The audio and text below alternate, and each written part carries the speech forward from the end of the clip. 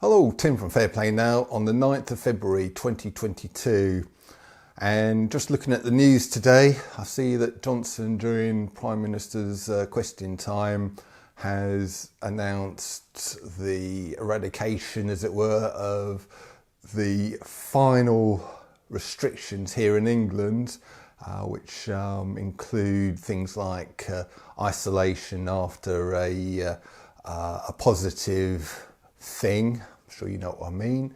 And I don't know what other restrictions there were, but everything is going. It's not clear yet whether that includes travel restrictions. I presume it does. And also it's unclear at the moment, as far as I can see, whether that means that the Lurgy Act is actually going to be repealed or not renewed or sort of taken away. And that's the big one, isn't it? That's the one we've got to really kind of aim to see the back of. But it looks like all restrictions here in England, at least, are going to be gone by the end of this month. And unlike what the mainstream misleader and the government and all of the rest of them would say, that's not down to a certain treatment. It's not down to lockdowns and muzzleage and all of the other nonsense. It is down to the likes of you guys. It really is. It is anyone who has been anything from just posting against the narrative online all the way up to kind of speaking out in the streets or going on the big shopping trips, or if you've been speaking to friends and family, pro-narrative ones, and doing your best to try and make them see the light. That has all contributed, I think. I am convinced that that is the true reason why England have now kind of rescinded all of the restrictions. I really, really do. And it kind of explains why we are so far ahead of most other countries, because I think even places like Scotland are still going to be keeping quite a lot of their restrictions. And then once you go a bit further afield, of course, you've got all of these other countries where the restrictions are still very much in place. And I think it is because we are kind of so far ahead of the game.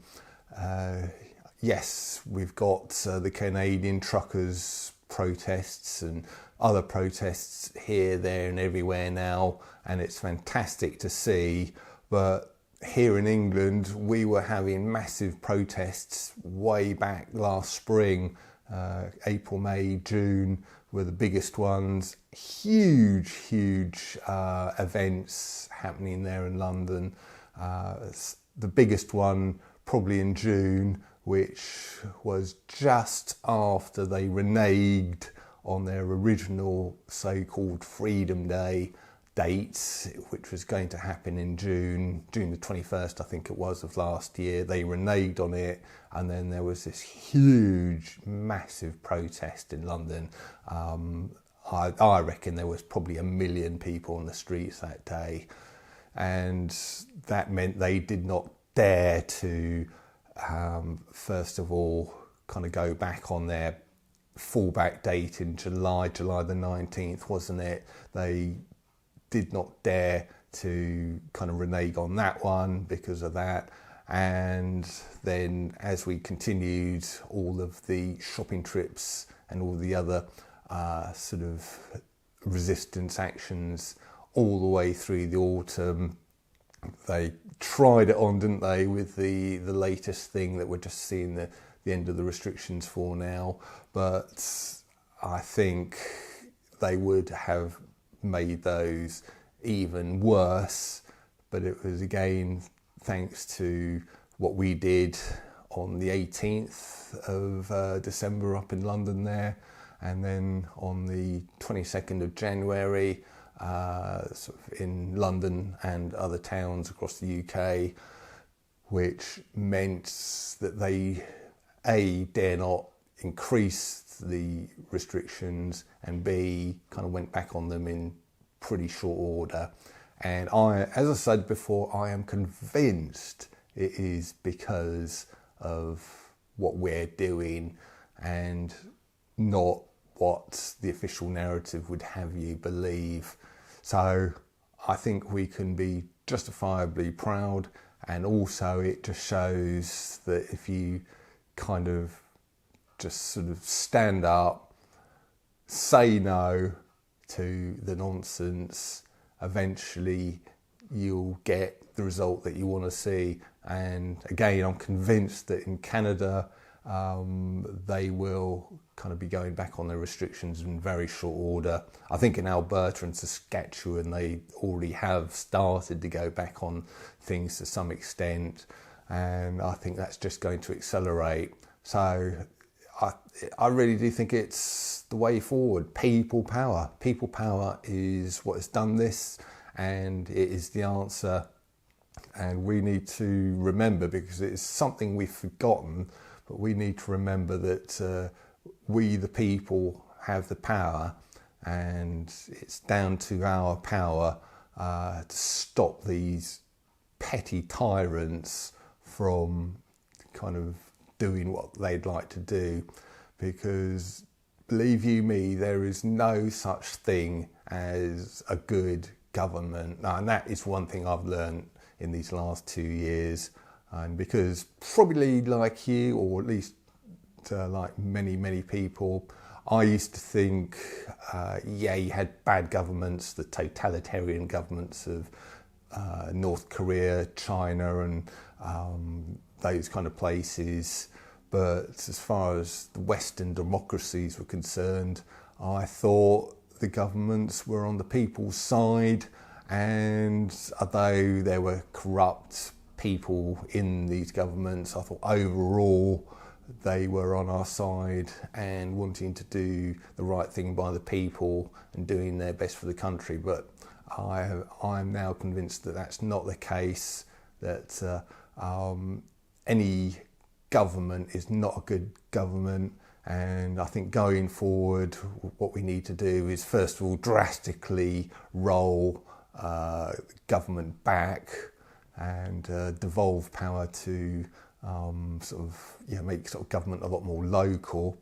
And also we need to just keep a very close eye on the people who run the country, and just make sure that these petty tyrants and despots who have bubbled up absolutely everywhere just never have a chance to do what they've done to us ever again. And hopefully we can eventually get rid of such people and just get, if people are brought into government, or keep a very tight leash on them and make sure they're sort of decent people to start with.